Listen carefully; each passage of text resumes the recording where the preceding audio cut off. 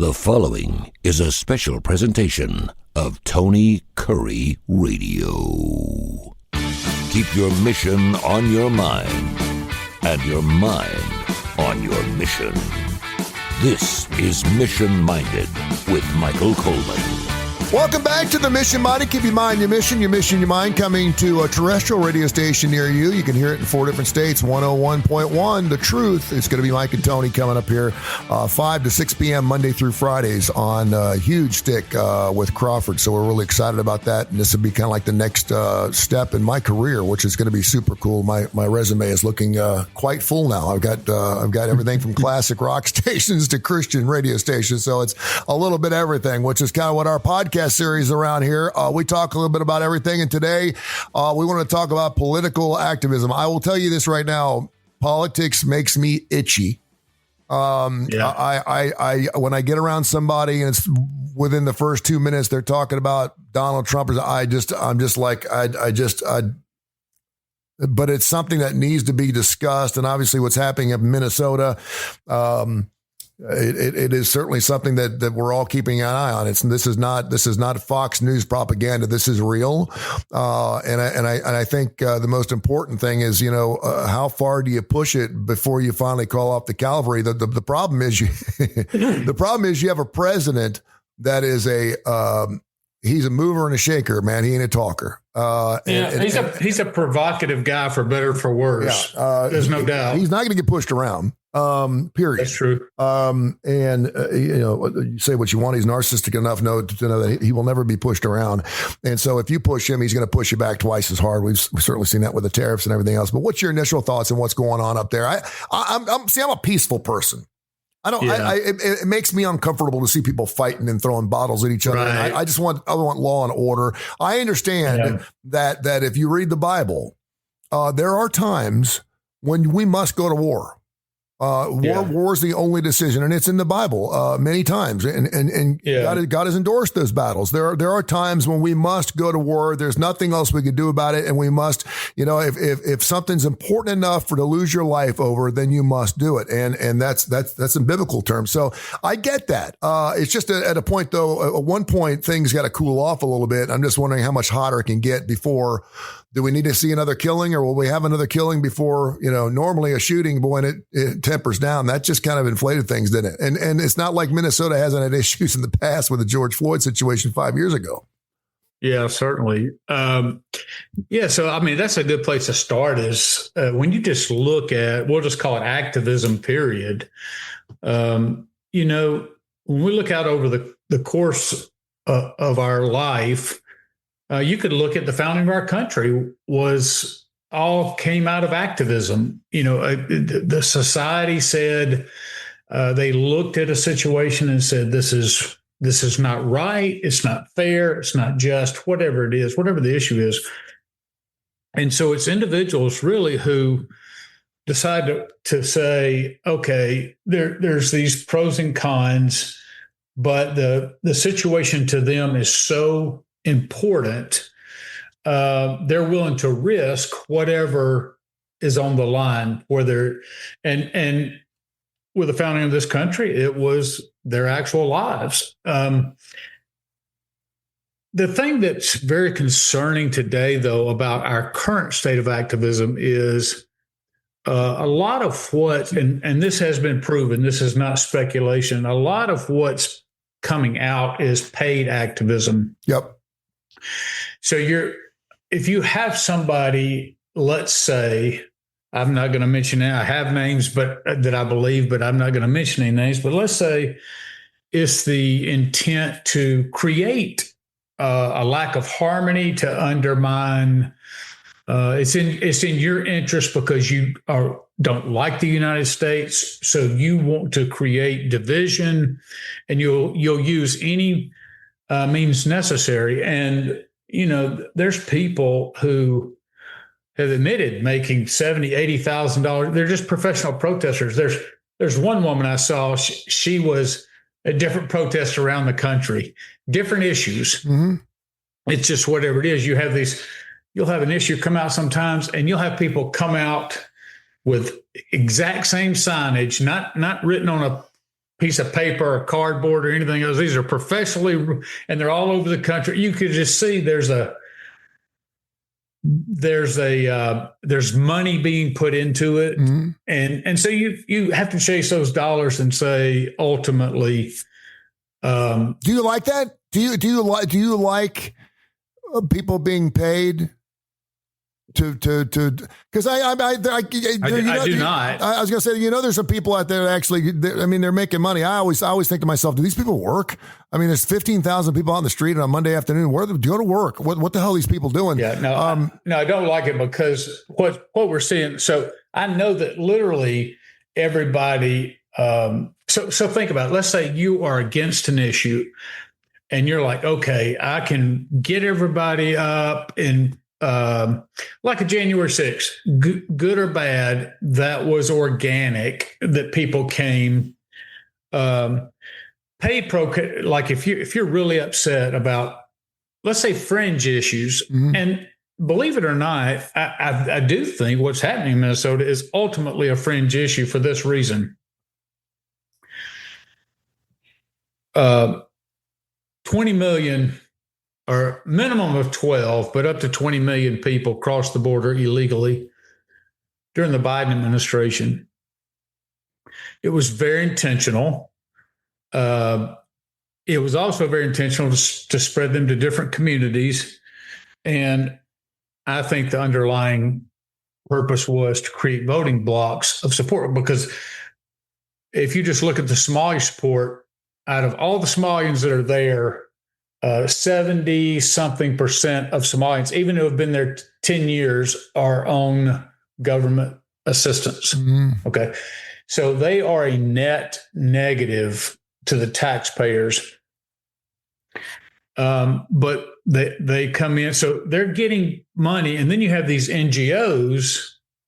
As a matter of fact, so you have the Somali community. I just saw this statistic, who have, the vast majority of them are on public assistance.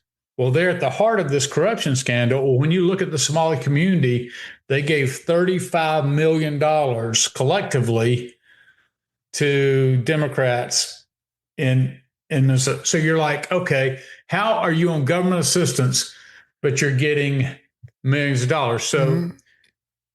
I mean, I'm not a genius, but at least there's speculation or some evidence or circumstantial evidence that you're giving $1 million contracts for daycare centers. The idea is, I'm going to get that money and I'm going to funnel some back to a political party. Is this political activism? Is it because I thought it was really interesting that these daycare center story of this kid came up and started rolling tape on it. And he was kind of a nobody. He was somewhat of an influencer, I guess. And he started showing all this money being thrown away and going to these schools where there were no children. They're making millions and millions of dollars. And all of a sudden we see the streets of Minnesota being covered with ice. Was that all by plan, do you believe? Do you think that the National Guard was coming in? Yeah, because, so this is my point that I was getting to about, you want to create disruption. The vast majority of people organically are not going to be upset about uncovering fraud, not going to be upset about the fact of dealing with it and illegal. You have a federal agency who removes people who are in the country illegally. That is their job. When you see the mayor, when you see the governor, when you see police chiefs stand up and say, if you come here, we're going to arrest ICE agencies, the idea, because they say they're protecting the Constitution, the very Constitution that says federal authority overrides state authority. Now, go back, if you will, back to when Alabama, since we're in Alabama, mm-hmm. When the National Guard was called in, because they wouldn't allow African Americans into the University of Alabama, mm-hmm. and those kind of protests. When you look at that, those were not paid protesters in the sense of, I'm not saying there were no political activists or that there was no money funneling into the activities, but what I'm saying is there was a generous amount of society who looked at that and said that is a true injustice versus what we're seeing today. What we're seeing today is, at least in some part, are people wanting to create the disruption. They don't really care about the issue, but this is a wedge issue that they can. And then see, once you get paid people out there, then other people will come and join. Mm-hmm. And the language is very provocative that was used. Be willing to give your body for the, and throwing yourself in front of vehicles. I mean, those are trained tactics.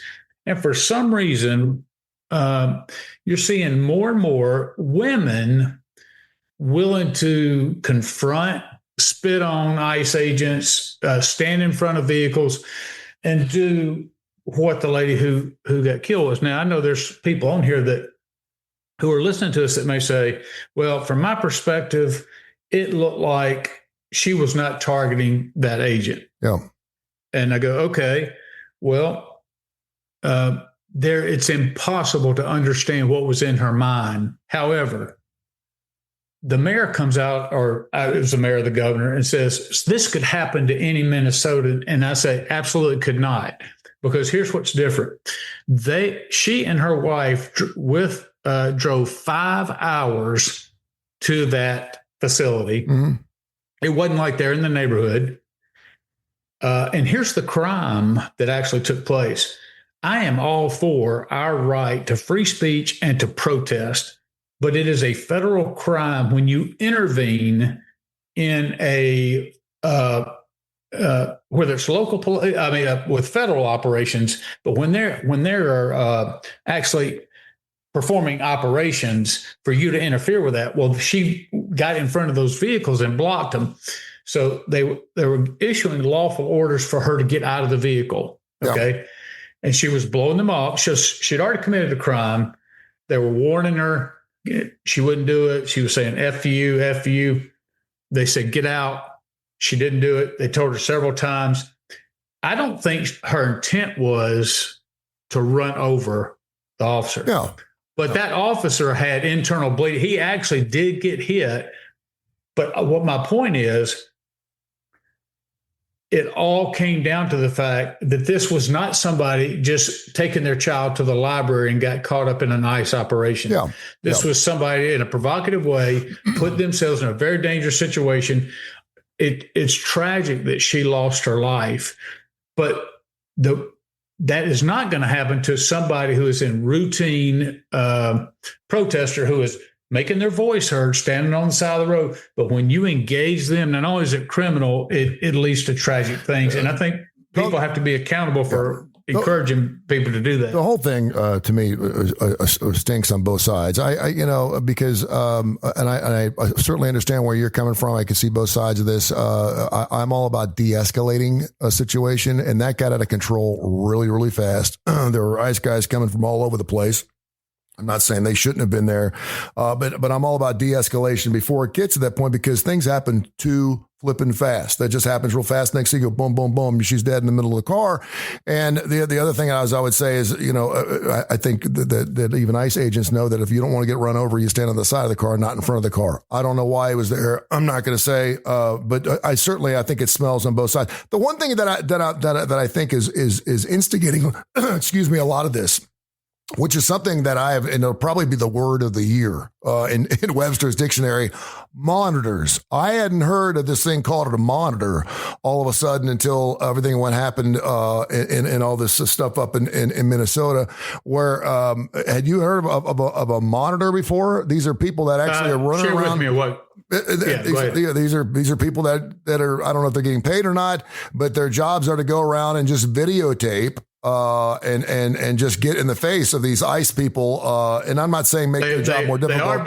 They're not only being paid, but they're also tracking ICE agents. Yeah. And they're following them as well too. And intentional. That's right. And disrupting their ability to do legal operations.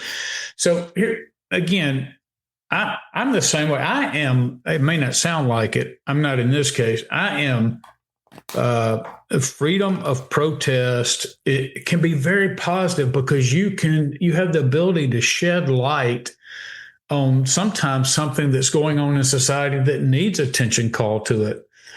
I'm all for that. But if you look, not only, I'm very frustrated with this activism. And the reason is, number one, people in the country illegally. Number two, these cities are sanctuary cities. And so what they said was, we know they're illegal. Mm-hmm. They are committing crimes. And I'm talking about that there's documented cases of Somalians who were arrested, but this is in every city. They are shielding people who have been convicted of murder, mm-hmm. who have been convicted of child molestation, rape, and you are putting them back in the communities. And so I don't care whether you're a mayor, a governor, chief police, it doesn't, or judge, whatever. You're in a community and you are putting criminals who oftentimes don't speak English, don't have any resources, are on public assistance, and you're putting people with felonies back there. You are endangering the public. Sure. And as a matter of fact, since all of this has happened, severe crime or violent crime has dropped dramatically. I'm just talking about with all the stuff with where we've sent the National Guard and all that, and dropped across the country. LA. Yeah, it's dramatically. So I don't understand. Drug deaths have gone down too. Yeah, phenomenal. How about that? That's interesting. Yeah. Those two things have gone down together, huh? But my whole thing is you created this situation by intentionally letting people in, by shielding them and never turning them over to immigration. All of that is illegal. I mean, they can say they're a sanctuary city, and Biden said, okay, fine, I'm not going to prosecute you. And Trump did in the first thing. But my point is it flies in the face of federal law. And all of this is created. And now there's this outrage about ICE pulling people out of the cars and stuff like that. Yep. All of this was created by people not following the law and not. Now, if you want to stand up and advocate for more immigration, 100% a totally legitimate issue. If you want to advocate for better access for workers to come across the border and get agricultural jobs or whatever it is that's tough, I'm all for that. This is not about anti-immigration. It's not even, I'm just struggling to understand the people who are all of a sudden coming out of the woodwork. These are the new soccer moms mm-hmm. that are throwing themselves, that have such a rage. And the people that they are trying to save are oftentimes criminals. They're not even the illegal immigrant who's hardworking and come across with their spouse and their kids just looking for a better future. We all are sympathetic towards them. These are people who are doing bad things to our citizens. And so my whole thing about that is how do you reshape this? Because what's happened is, like you said, it's really turned bad. Civil discourse, we can't even sit down on. There's so much polarization, and we're going to be talking about this through a faith-based lens, mm-hmm. but you can't help but think about, how does is activism right or wrong? I think activism can be good, but is currently turned bad. So from a Christ-centered worldview, I started thinking about, what does that look like? And I'm going to tell you, I've been many times where I've advocated for the vulnerable. I think that's a Christ worldview. I think oftentimes Christ called prophets. Lots of times when we look at the Bible, we talk about prophets. We think, they're telling the future. But that was usually not the case. What was usually the case was they would call prophets. They were people who would speak God into certain situations. Mm-hmm. And they would oftentimes go to kings with a message from God saying, don't do this or don't do that. So they're putting God, they're challenging power with a more just worldview. And so I'm all for activism. But when we do it right, you're going to see us motivated by love. You're going to see us not have hate and anger and want to fight. You're going to see the end state not be about us getting our way, but providing shining glory towards God.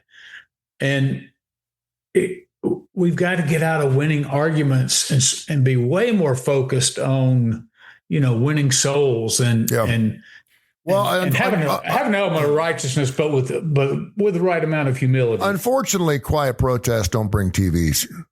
Cameras. That's fine. And I mean, that's just the way it is.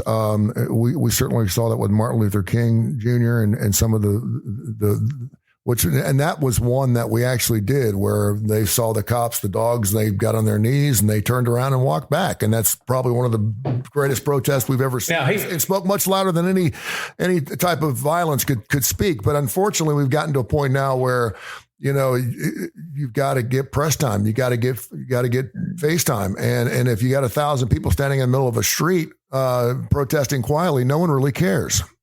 I'm sorry, but they don't. Malcolm X was somebody who very much opposed Martin Luther King's way initially. But even back then, he was very much, hey, we need to fight. We need to, I think he tempered that a little bit later toward the end of his life. But he said something that's played around social media all the time. And I heard it years ago and I've heard it again recently where he says, the greatest enemy to the Black community are white liberal women or white liberals.